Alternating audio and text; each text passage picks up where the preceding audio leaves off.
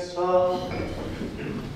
Prosíme ťa, Pane, dobrodivo, ochraňuj svoj ľud, ktorý si nasýtil nebeským pokrmom a pomáhaj mu, aby sa odvrátil od riechu a prišiel k novému životu skrze Krista nášho Pána. Amen. A teraz nasleduje samotný úkon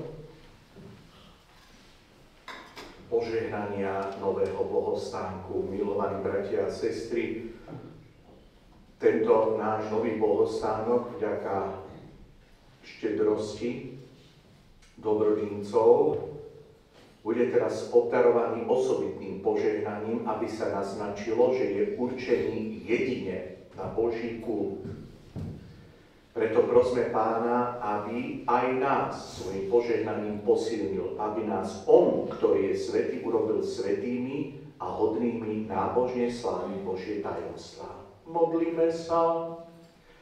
Velebíme ťa, Bože, že skrze svojho Syna prostredníka novej zmluvy láskavo príjmaš našu chválu a štedro rozdávaš svoje dary. Prosíme ťa, príjmi a požehnaj tento nový bohostánok, určený na slávenie Božieho kultu, aby nám ako znak našej synovskej oddanosti slúžil na zveľadenie našej nábožnosti skrze Krista nášho Pána. Amen.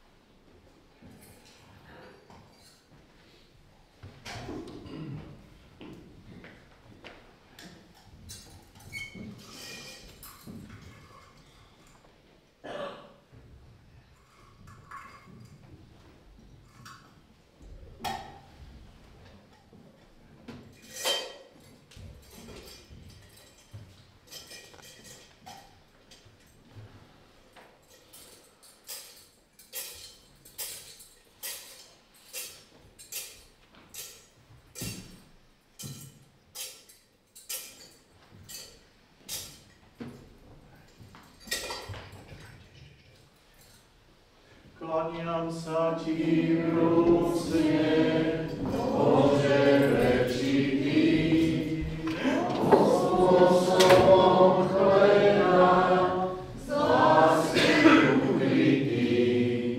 Srdce moje tebe stále dodávam, že si Pánom jeho vďačne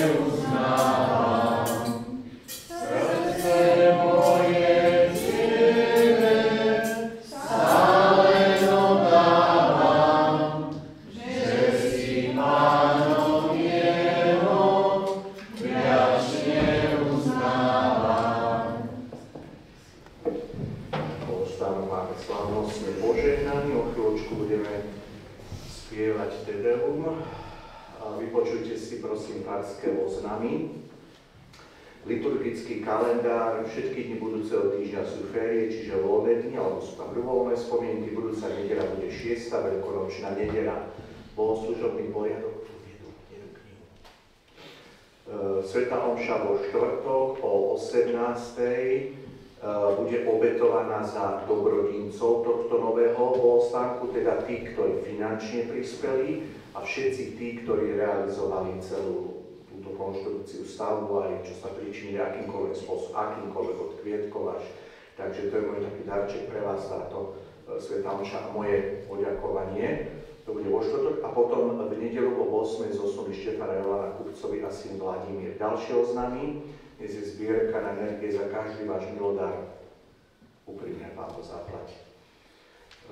Dnes na poludne o 12. budú zvoniť zvony, aj u nás, ako stojí nevedel už je, pri príležitosti uvedenia začiatku služby svätého otca pápeža Leva 14. Spovedať budem aj v týždni pol hodinu pred svetou omšou a celej farnosti. Slávnosť prvého svätého príjmania bude v našej farnosti 1. júna o 11. v Merašiciach. Úmysly svätých omší zapisujem, môžete ich priebezne nosiť na lístkoch. Počas mojej neprítomnosti budúci týždeň vo štvrtok odchádzam do Lourdes, ma zastupuje Farské národné trhovište. Budeme pokračovať aj v zbieraní poštových známok na podporu misií, takže keď máte doma, alebo keď aj budú, odkladajte 0,5 cm okrávne, ale čiže centimetrovým vystrihnúť a nosiť do zakristia, alebo priamo mne do nejaké obálky, ja to nazhromaždím, posielam, teraz mi poslali odtiaľ poďakovanie a tí, ktorí prispeli, budú zapísaní na večné sväté omše, ktoré oni slúžia. Takže toto by bolo takýmto spôsobom.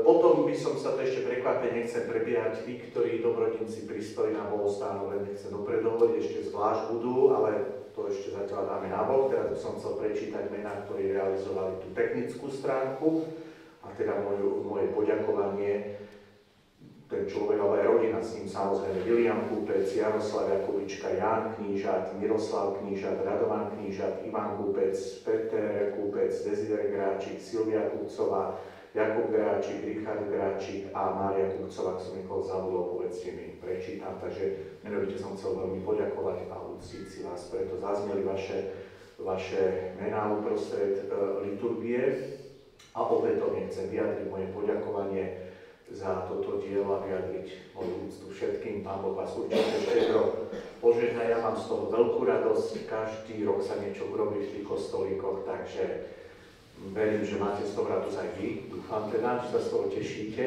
a konštatujem, že mnohí, ak ste sa ukázali, sú veľmi šikovní, ste si povedali, čo treba urobiť a tak ďalej, takže veľmi, veľmi som vďačný za to, že sa to podarilo a teším sa veľmi. Budeme už historicky spomínať v deň, keď pápež Lev XIV začal svoju službu. My sme v našom kostole požehnali náš nový bohostánok, na to sa nezabudne. Ešte nejaké prekvapenie mám, ale keď to bude hotové, tak potom až. No, ja musím povedať, že spĺňa to tú predstavu, ako som mal na začiatku. Čisto biela stena, presne to Duch Svätý viedol tie nápady, takto treba toto konštrukciu a to si tu ľudia, presne to spĺňa to, ako som si to predstavoval. Takže veľmi sa teším, no. Ale už rozmýšľame o budúcich veciach, to sú rôzne typy ako ja, jedno sa dokončia určite ďalšie, uvidíme. Jak budú ďalšie peniažky, vidím, že aj sofiste pekne očistili, to vidím, že to je krásne spravené, ale určite raz by bolo možno dobré toho svätého Michala Archaniela dať odborne očistiť a ho pekne aj zreštaurovať, takže zistím cenu, aká je, niekedy do budúcna, bolo by to už, keď to je, jedným ťahom, ale mám zase jednu myšlienku, to prekonzultujem s pánom kostolníkom aj s ekonomickou radou, že tento nádherný kríž, lebo on je naozaj krásny, aj s tým stojanom, prekrásny. No tak rozmýšľal včera, keď som tu bol, že by som ten kríž predsa len možno tú časť, lebo sa dá odšrobovať, umiestnil hore, tak je ten svätý Michal Archaniel, že tam by bol kríž nad tým. A svätému Michalovi Archanielovi sa také zvláštne pódium vyrobilo, je to kvôli aj teologicky, aby Ježiš bol vyššie ako patron, aj Pána Mária, a že svätý Michal Archaniel nad nimi. Takže preto uvažujem, že ten kríž by sa upevnil hore, ale to je návrh, to nemusí byť, to sú len moje myšlienky.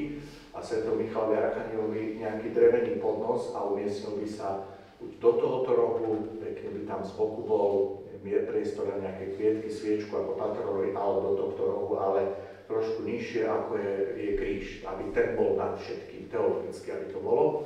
Lebo on je tu a aby tak centrálne ten kríž nad všetkým tým svietil. Takže to ešte uvidíme, však sa vyjadrite, či si to príjmete alebo nie. Osobne si myslím, že by to dotvorilo celú hore kríž, pekne pod tým bol stánok v jednej línii, Pán Ježiš, Pána Mária a svätý Michal Archaniel. Tak to je už taká moja myšlienočka.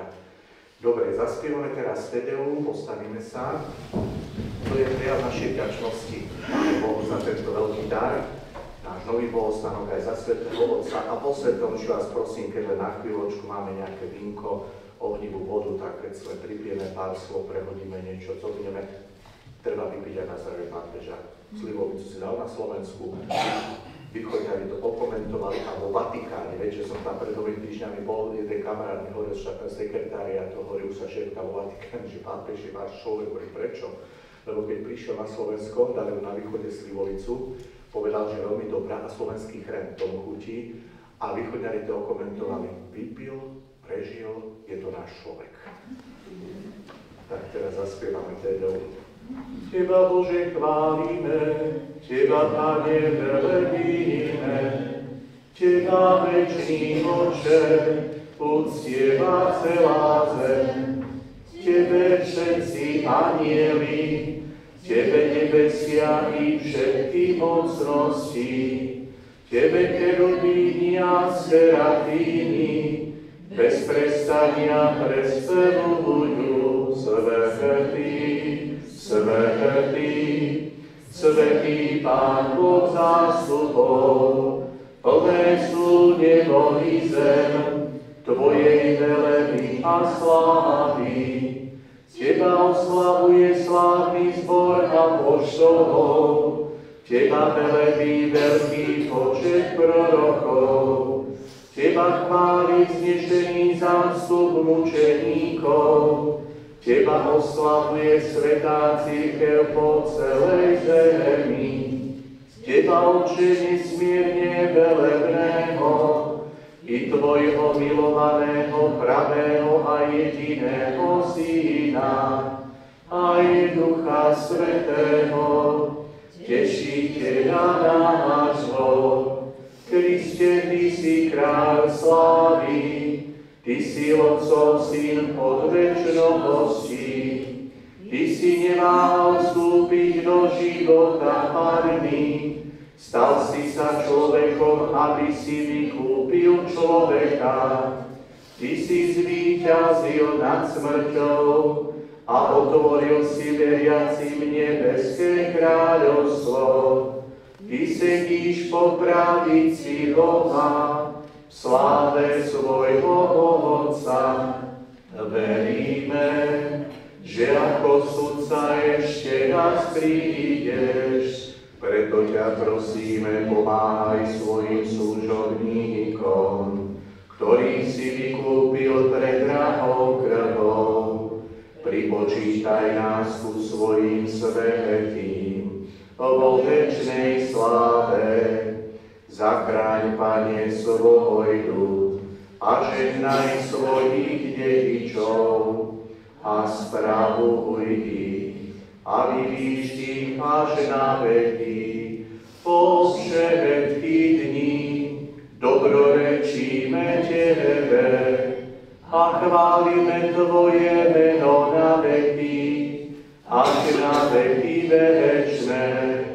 Vo svojej láskavosti, Pane, chráň nás tento deň pred hriechom.